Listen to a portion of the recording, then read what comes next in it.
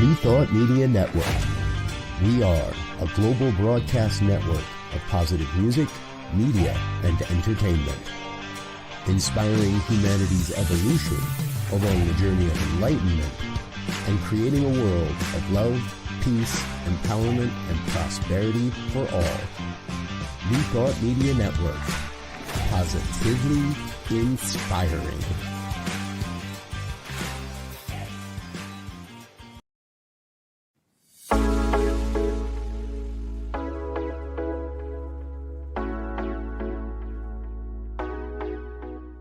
What if the person you think you are is just a fraction of who you truly are? What if years of conditioning and surviving in a challenging world have left you clinging to strategies and beliefs that mask your truest nature? I'm Catherine Duca, psychotherapist and self-esteem coach, and you're listening to Who Do You Think You Are?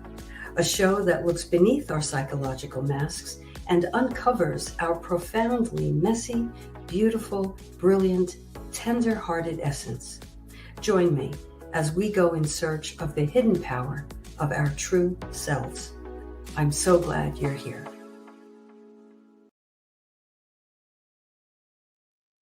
And when I say I'm so glad you're here, I really mean it. Thank you so much for joining me tonight. I'm your host, Catherine Duca, and you're listening to Who Do You Think You Are? A podcast to help you learn how to have the highest regard for yourself, how to live from a place of self-respect and self-love, and how to make yourself a priority in your own life. Meet me here each week for curated tips and strategies designed to help you drop your psychological masks, connect with your truest essence, and simply live life more easily. Because we know that when we approach life in this way, we naturally and organically have more room, more generosity, and more love for others. And isn't that the name of the game, dear listeners? Welcome, welcome. So tonight, I think we have an interesting topic. It's a topic that affects our daily lives. None of us gets to work around this or avoid this, really.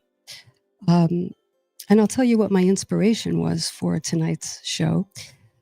I was in my car the other day driving, taking a sort of a detox from the news, in my car, the news on the radio. And I was listening to an oldies station, and Elton John came on, and a song that I hadn't heard in a long, long time, but I used to love, came on, and I started sort of humming the lyrics, and I tuned in. I tuned into what he was actually talking about and singing about, probably for the first time ever. Has that ever happened to you? You've listened to a song from your past and you love the melody, and then all of a sudden one day you tune into the lyrics and you're a bit surprised. So here's the song. I'm going to read you some of the lyrics, okay? What I got to do to make you love me? What I got to do to make you care? What do I do when lightning strikes me and awake to find that you're not there? What I got to do to make you love me? What I got to do to be heard? Oh, oh, oh, oh. What do I say when it's all over? Sorry seems to be the hardest word. Sorry seems to be the hardest word. So tonight we're going to talk about sorries and apologizing and how to become a better apologizer. Because apologies, conscious apologies, heartfelt, meaningful apologies need some tending to. They typically don't just roll off the tongue. So tonight's conversation is dedicated to how to be a better apologizer without losing yourself. Without losing yourself. And I'll tell you what I mean by that. First of all, this got me reflecting on the work that I do, and especially when I talk to couples, but not just couples, People have a way of longing for an apology from others, of course, but we, I think, need to look at our own pattern of apologizing. Does it come easily to you? Are you someone who, if an apology is warranted, can offer it freely? Or do you find that you have a bit of trouble? I find that some people can hardly eke out an apology. Even if they want to, sometimes it kind of gets caught in their throat. And then there are the people who, I would say, they over apologize. They apologize almost all the time for all kinds of things, even for things that have nothing to do with them, even if they didn't do anything wrong or anything hurtful. They just automatically and reflexively say, "I'm sorry." And there are reasons for that, and I'm gonna talk about those reasons. And then there are the people who are waiting for an apology, and they're waiting quite a long time, and the apology has not come and is probably not likely to come. Yet the people in that group are really waiting and expecting and hoping and yearning to hear it from someone they love. And then there are the people who are waiting for an apology from someone who is no longer here. Do you know anyone like that? Or perhaps as we go through this conversation, you'll reflect and you'll say, "Oh, maybe I'm doing that." You're holding on to someone and wishing that they apologize from the grave, as it were, or from wherever they are. And that comes with its own set of challenges, as you would imagine. So let's talk about the reasons why some people can't apologize and some people over apologize. They're really two sides of the same coin. I find it very interesting. The people who can hardly apologize might have an issue with ego. You know, they might be too proud to apologize. They might be too kind of stuffed in their own minds with their own importance and have a hard time admitting that they have flaws or exposing their flaws. So these are individuals who can be rather tight-lipped when it comes to offering an apology. Then the group who apologizes at the drop of a hat, I say, the person who apologizes when someone accidentally bumps into them at the grocery store. Say, you're online and the other person's cart hits your cart. If you're one of those people who says, "I'm sorry," when it was the other person who bumped into you, that's a reflexive apology. That's an automatic, habitual apology. What are the reasons why some people might do that? Well, could be they don't want to rock the boat. Could be they are looking for validation from someone. They don't want to irritate anyone. They're looking for approval. So these are the people who take the onus onto themselves whenever there's any kind of tension, and they don't allow the other person to grapple with their responsibility. So these are the over apologizers. And I just noticed out of the corner of my eye, we have some people in the chat. Let's get in on the conversation. Still Bill, welcome.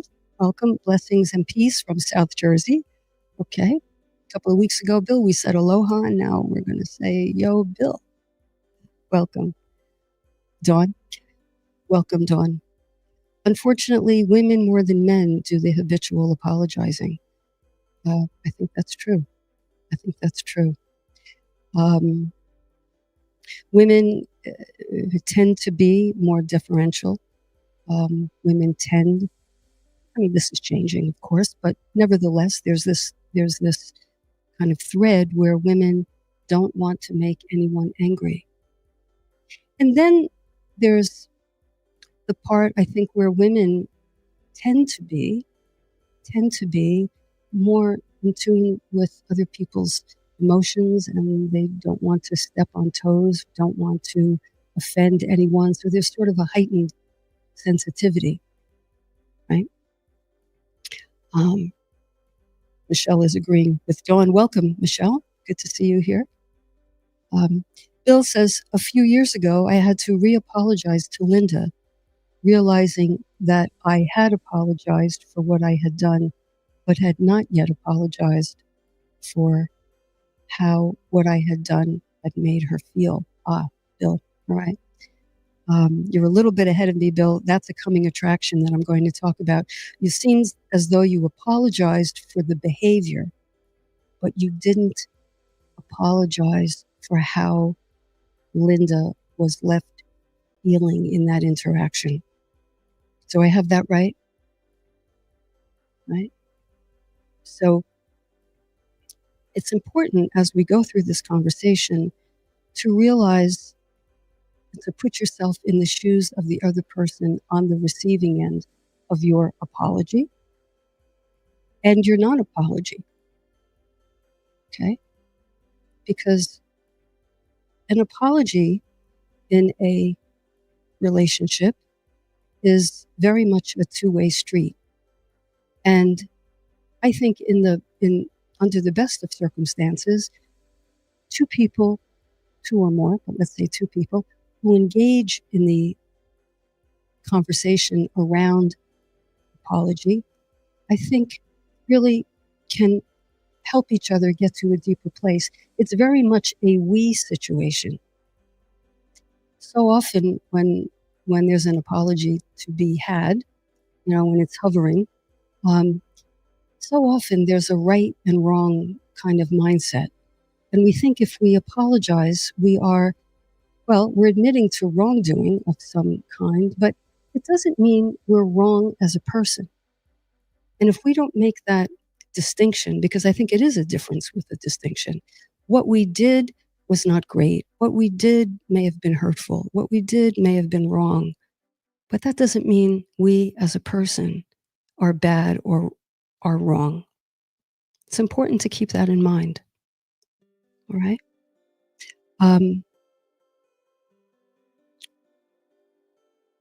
Let's see. I have some notes. My notes are really just a suggestion.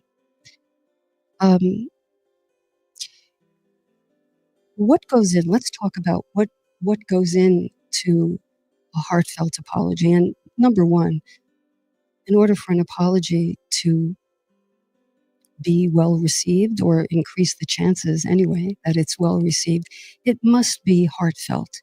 It can't be strategic. It can't be, I'll do this, I'll offer this to get you off my back, or, to quickly move on, because that's not reparative.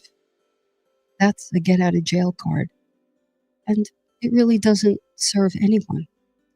So when we look at the anatomy, if you will, of an apology, it has a couple of key elements. Number one, it requires self-reflection. Even though this wasn't my intention, I didn't mean to hurt you. Even though it wasn't my intention, I acknowledge that my words or my behavior, my action, or even my inaction hurt you anyway. I acknowledge that. So often we kind of hide behind, I didn't mean it. I didn't mean it. Well, that's true that you didn't mean it. I mean, it might be true. Let's assume it is. Sometimes we trip ourselves up. Sometimes there's something about our delivery that conveys a different message than the message we intended. Sometimes we do intend a message, honestly, but we couch it in a way that we hope the person doesn't catch our intention. So it can get a little gobbledygooky there. But we, as the apologizer, want to be clear on our motivation. In the best of circumstances, I'm going to apologize to you because A, I care about you. I care about how you feel, Bill. I care about how you feel. And I'm going to give you the satisfaction and the respect that you deserve to acknowledge that even though it wasn't my intention, I upset you, I hurt you, I offended you, I irritated you, I made you feel ignored, whatever the case may be. So I acknowledge, I admit, you give the person the validation and the recognition that they deserve. So, and that's a bit of a vulnerable kind of state to be in. And of course, as we've spoken a couple of times on the show, feeling vulnerable can be challenging for some of us. And so we tend to avoid it. It's about taking responsibility. It's about empathizing with the other person. And it's about making a commitment to change. Do you know anyone who's apologized for an ongoing behavior and they said they were sorry, but then they went right back to that old behavior? Perhaps you've done that yourself. I know I have. Unwittingly. Again, I didn't intend to. But I know with myself, I had to get very honest with myself. Oh, I said I wasn't going to do that, but you know what? I did it again. So, apology. Now, if something is a one-off and it happened one time and not likely to happen again, depending on the circumstance, and you apologize wholeheartedly for that one thing, then, okay. But if it's an ongoing behavior, I don't know, if it's showing up late all the time, or if it's constantly putting somebody down under the guise of humor, and the person let you know they're uncomfortable with that, the next time you're in that person's company, you want to be mindful of that. Why? Because an apology without a behavior change to back it up is really nothing more than an empty gesture. And let me tell you something. If we make an empty apology to someone, they feel it in their bones. They know it. And they're not likely to accept it. And then you may walk away feeling, well, I apologize. That person has a problem. He or she didn't accept my apology. Well, you have to ask yourself, how did I deliver it? And what was my come from place? And how did I put it across? So those are just a couple of thoughts on the anatomy of a good apology. Okay. Michelle says, not only feeling vulnerable, but feeling exposed. Of course, feeling exposed for making a mistake, not being on top of something. Right? Patricia, welcome. You say it takes time to reflect on an apology. So when we are asked to apologize for something immediately after the offense, is it okay to reflect on it? That's a great question, Patricia. I think it is. I think it is. Because if the choice is, let me apologize in a hurry so that you're not angry with me, then that kind of apology is more for my own comfort, not really for yours. Isn't it more meaningful?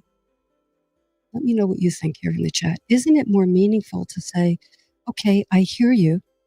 I think it's always important to let the person know that you hear them. I hear you. I'm going to take this, I'm going to ask that we, maybe leave it here for now and revisit this because I want to give this some thought. Another important piece that I think ties into this is sometimes two people, and I find this absolutely fascinating, two people can have different experiences of the same experience. two experiences of the same experience. And so I think it's perfectly reasonable and constructive to say, if the person says, well, I experienced it this way, it's okay for you to say, you know, I don't think I experienced it quite the way you did, but I'm going to take some time to reflect on this and come back to you and let you know. I think that's a more wholehearted and holistic way of responding to someone's hurt feelings. I wonder what you think. So, Patricia, in a pinch, I would say yes. A thoughtful reflection always beats a knee jerk response. You know, it can be a little dicey when you think someone is angry with you. You know, we can talk about it easily, but it's uncomfortable, isn't it, when someone feels upset with you or is angry with you? And sometimes our impulse is to try to get that discomfort off of us. And so we'll either quickly apologize or we'll cross attack. Oh, yeah, well, I did that because you did that. And then it's a ping pong match. And I don't know that that's really something that serves either person. So now there's something deeper. And I think this is a bit more complicated. So I'm just going to touch on it. Sometimes, we human beings, we can be a stubborn lot, can't we? And we can be self-righteous and hold on to our way of viewing things. But good old curiosity is really the magic ingredient to almost any difficult conversation. And it's important to ask the other person, what was your experience? What was your experience? And I'd like to share my experience because sometimes people's perception just vary dramatically. And sometimes that needs to be unpacked. Oh, okay, so when you said that, you thought it was comical. And when I expressed that, I was really expressing something from my heart, and it wasn't something to be laughed at. Oh, okay. Sometimes when you compare how each of you experienced an experience, you get to see how close or how far apart you are. And that unpacking, how did we get here? Now, it can devolve into a rehashing, because this is a fine line. There's a lot to this. As I said, I'm just touching on it.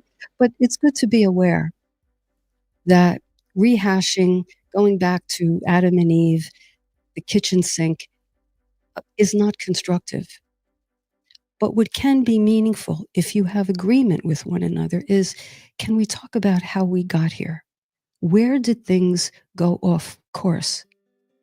Because sometimes if you can identify that, you have an aha moment. Oh, I see. I see.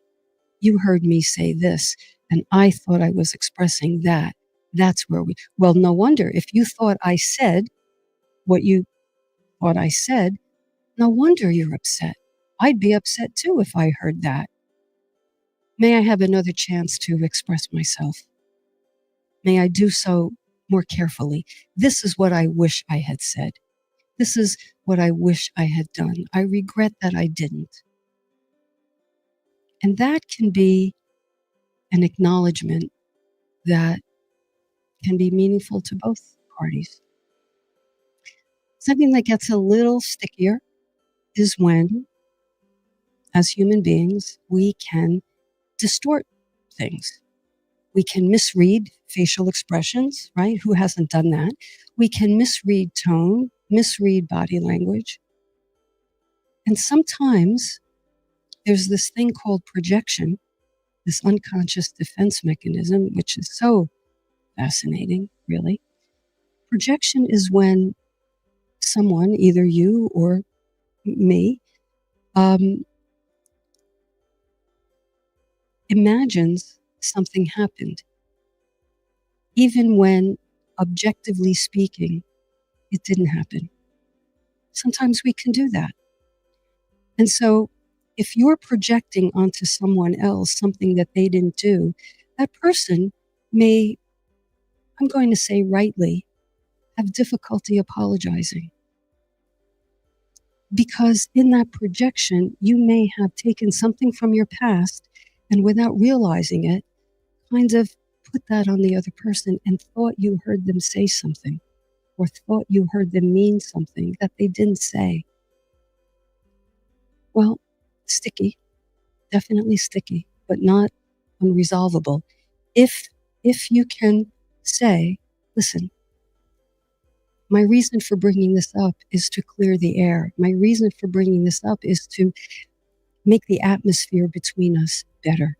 I'm not doing this to play gotcha. I'm doing this in the spirit of understanding. So I know that's what you heard. I don't recall having that thought. That wasn't my experience. But I understand that you felt hurt in that moment. I call that acknowledgement. A real, wholehearted, sincere acknowledgement. So, I mean, without splitting hairs here, is it an apology or not? Well, it's. I might not be able. Myself. I'll share this. I can't. When I apologize, I want it to be a straight, wholehearted apology. And if I can't get there, I'm not likely to apologize. But I promise you, I will think about it. And if I feel that perhaps the other person is projecting, I'm not going to dismiss that. I'm going to hang in there as best I can and hope the other person would do it with me. And say, okay, we have a little bit of a gap here. It must have been very unpleasant to think that I said that. It must have been very unpleasant. It must have been very hurtful to think that that's what I thought. And sometimes that might be as close as you can get. And, you have to see how it lands with the other person. But the idea here is to hang in there in what might be a stressful, tension-filled interaction to get to the other side. To get to the other side. And if the relationship has enough of a foundation, enough goodwill, enough of a net underneath, it can weather these kinds of misunderstandings or gaps. I think it can. It's almost time for break, but let me go to Janine. Welcome. In these times of constant text communication, I know what you're going to say. So much can be lost or misunderstood in translation. No benefit of body language or facial expression, not to mention tone. Well, absolutely. Absolutely. And hasn't that become a primary mode of communication these days? Right? And so it just leaves the door wide open for this.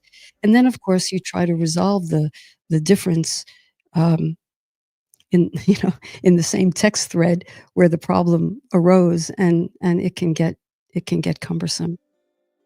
Do people still pick up the phone? The best thing is if you can get together or just meet on Zoom. Use technology, but yeah, try to have a more three-dimensional kind of exchange. One-dimensional just leaves the door wide open. Hey, Michelle, one more thing. This is important. Will they accept the apology or perhaps use it against us at another time? Well, that's a question that kind of is more toward the deep end of the pool, Michelle. It's a great question. What if they don't accept the apology?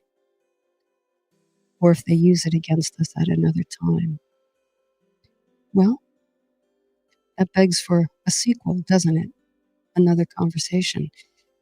I wonder how they could use it against. I suppose if someone said, well, you apologized for this last time, but you're doing it again?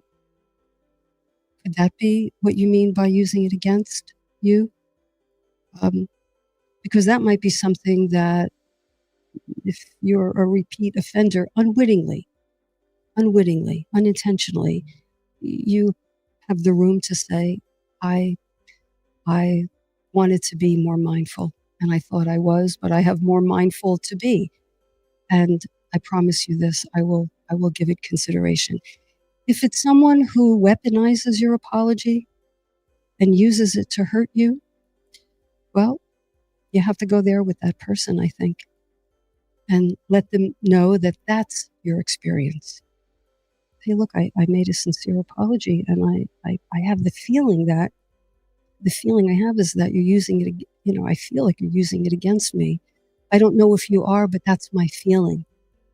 Can you think about that for me, please? Can you reflect on that? And see if the two of you can go to that level together and have not a ping pong match, because that's yes, you did, no, you didn't, but a volley, a truthful and honest back and forth. So this whole thing is part of conflict resolution.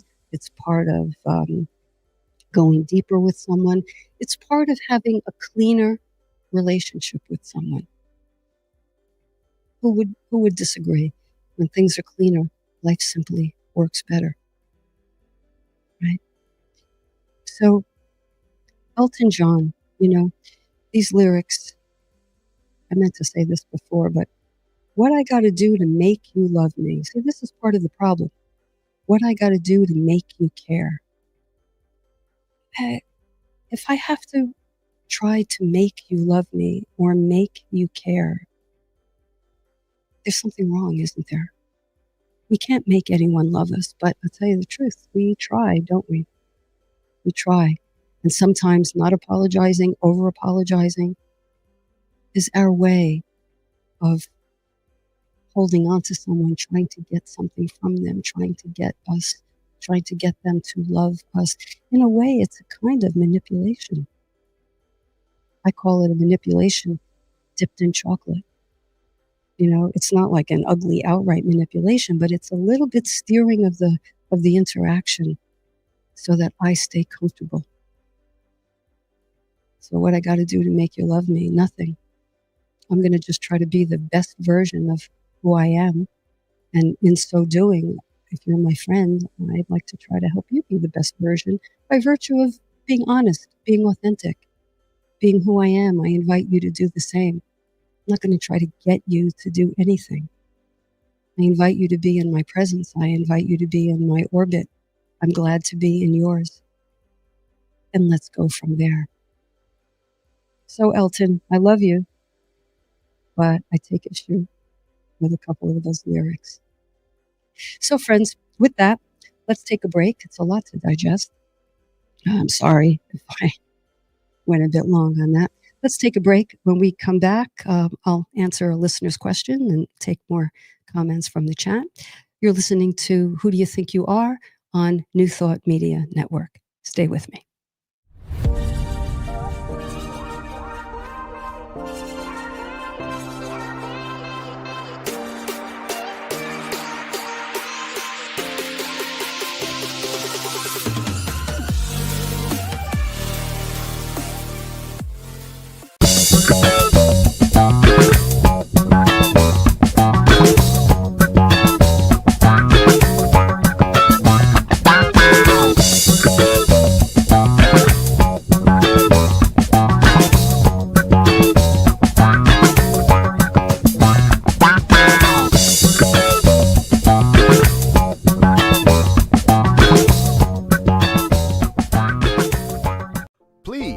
Say thank you to our organizational sponsors, including the Hefferland Foundation, Affiliated New Thought Network, International New Thought Alliance, Science of Mind Archives and Library Foundation, Center for Spiritual Living Denver, Center for Spiritual Living Midtown, New Thought Philadelphia, Planned Happiness Institute, Summit Center for Spiritual Living, One Heart Retreats, Center for Spiritual Living on the Lake, Unity, Kitchener, Unity Spiritual Center, Ottawa, Om Center for Spiritual Living, Satya Center, Begin Within Ministries, Center for Spiritual Living, North Jersey, Unity of Savannah, and the Center for Spiritual Living, Seattle, as well as all of our individual donors. Thank you for being part of the New Thought Media Network. Please like, share, and subscribe. New Thought Media Network, positively inspiring.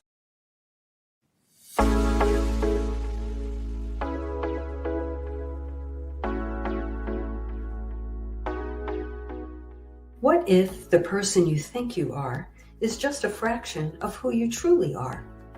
What if years of conditioning and surviving in a challenging world have left you clinging to strategies and beliefs that mask your truest nature? I'm Catherine Duca, psychotherapist and self-esteem coach, and you're listening to Who Do You Think You Are? A show that looks beneath our psychological masks and uncovers our profoundly messy, beautiful, brilliant, tender-hearted essence. Join me as we go in search of the hidden power of our true selves. I'm so glad you're here.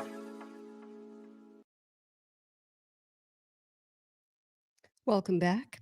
If you're just joining us, we are talking about apologizing, giving them, receiving them, and everything in between. So there's a little more, a few more comments in the chat. Janine asked Michelle, do you mean like, wait, it just jumped. Do you mean like if they repeatedly remind you of your past mistake? And Michelle says, people might worry about how the other person will respond, whether they'll accept the apology or use it and manipulate at another time. Yeah, well, again, we have to be in our own lane on that, I think.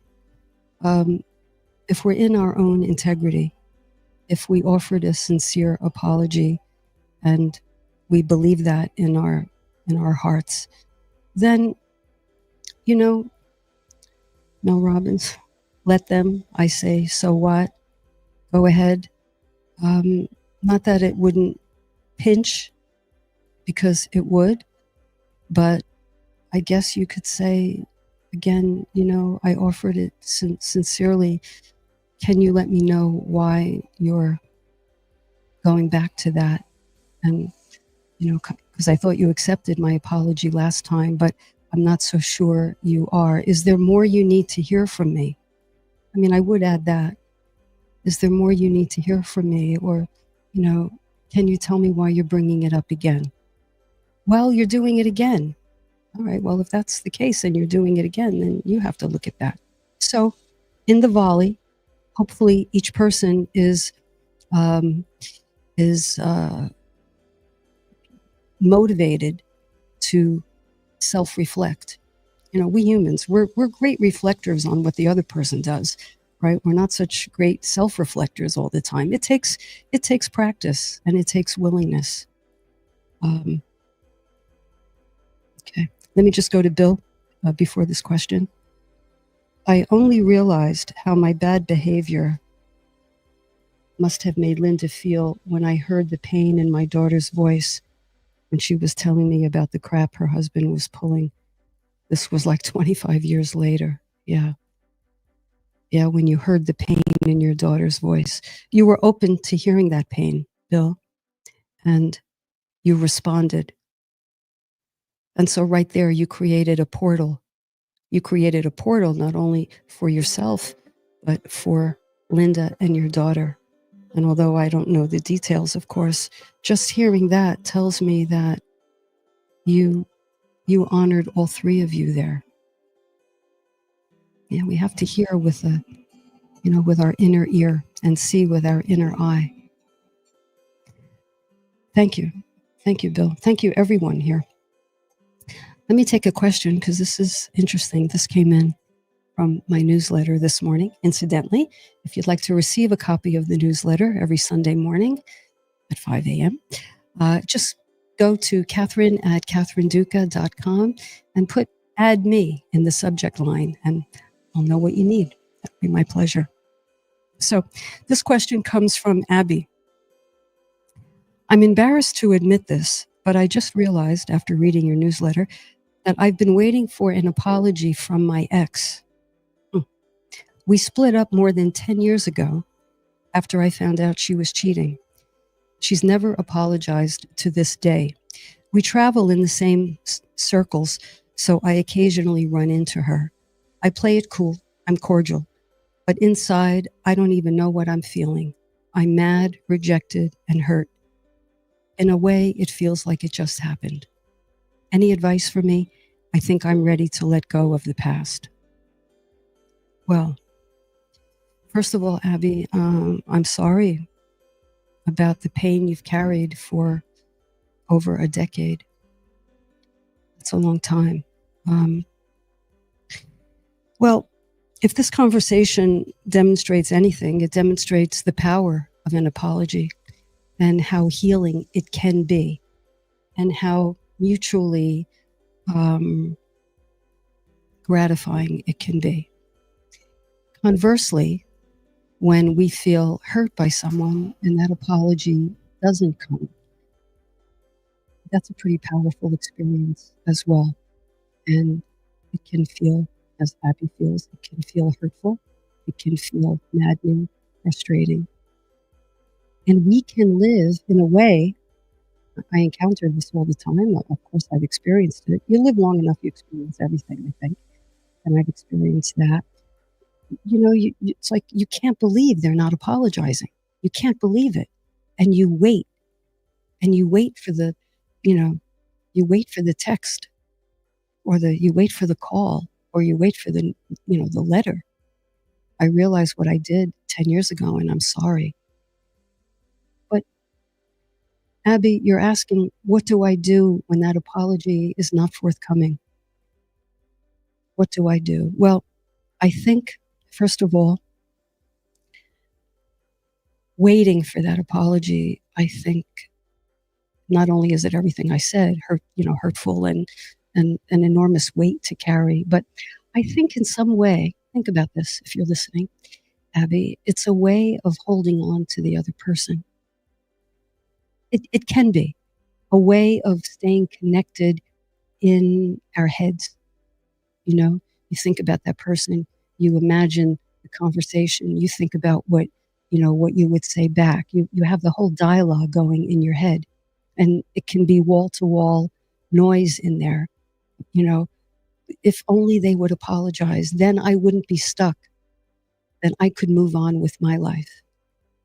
So one aspect of it is a way of holding on and not letting go mentally, emotionally, spiritually. And another way is to believe, I would say misguidedly, though I've done this myself, that were you to receive that apology, you could then move on. Also, does that mean you're never going to move on if you don't receive it? Abby, I think the best part of your question is you're ready to let go of the past. If you're ready to let go of the past, then I say let go of the past, because that's a choice. It is a choice. It may feel initially as though it's involuntary, as though you can't help but think about it. You can't help but long for that apology. But if you pull back, I think it's really a choice. And I'll bet that there's a leak as a result in your own living. There's a leak going out to that person in your imagination of what she's thinking, what she's doing, and how could she not see that she hurt you? And in that leak, to the extent that it exists in your mind, you're not living your life to the extent that you deserve to live it. So when you say you're ready to let go of the past, here's what you say. I wish it didn't happen like that. And of course, I wish she would call me and apologize. But I release myself from that fantasy. I release myself from this kind of invisible chain that binds me to her. I choose to release that. I choose to claim the importance of my own life. I choose to step into my day-to-day existence and dare to live my life and look at what's right in front of me. Look at the love that's around me, or the nice people, or the kindness. I know there's a lot of other stuff, but there is that. And choose to pay attention and choose to look for that and plug up that leaky hole in your consciousness where that person used to live. And declare powerfully for yourself, I choose, I step into. And you know what? Here's a radical thought. And if anybody said this to me years ago, I don't know. I don't think oh no, I would have reflected on it, but I would have gulped first. Bless that person. Why should I bless that person? She treated me unfairly, unkind. Bless that person. Why? Because it's good for you. It's good for you. And when I say bless that person, wish that person no harm, just let her live her life. Let her, it's by taking back your power, you simultaneously in your mind allow her to live her life, whatever that means, whatever she encounters, whatever. Bless her. Because in doing so, you will free yourself. And if you do it once and it doesn't stick, do it again and do it again. And I'll tell you something. Abby was, maybe I could say was, as a result of maybe thinking about this conversation, soon to be was, holding on for 10 years. I've talked to so many people who hold on to loved ones who are no longer here, waiting for that apology to come from the grave or the other side, That's a tough one. That's a tough one because well, I do believe, I do believe that everything is energy, and loved ones who are departed, I think they're around. And I think that wherever their energy exists, there are no grudges in that space. And there are no conflicts in that space. So maybe you can think about that. But on the more concrete level, if you're waiting for someone who's gone to apologize for their transgressions, you have to do what I suggested Abby did and honor your hurt and let them go. And if you have unresolved grief, if there are unresolved things you need to say, you might want to write them down. You might want to express them. You might want to give yourself that kind of closure. In a situation like that, if you were to write it down or have an imaginary conversation with them, it really can't be two-sided, can it? Because they're not here to answer. Unless you're having a conversation with their spirit. Otherwise, if you ask questions, why did you leave me? Why did you hit me? Why did you ignore me? Why did you belittle me? You're not going to get an answer. But what you can say is, I have felt this way for so long, and time has stood still for me, and I'm ready. I'm ready to say enough of that, and I'm ready to cut the cord. I choose, I choose powerfully to cut that cord that confines me, that binds me to you. And I let you go. And I turn my attention to the life that I'm in and the people who cross my path. And I think that's kind of the scaffolding, if you will, of of how to let someone go whose apology you're still longing for. So there you go. Blessings are freeing. Thank you, Michelle.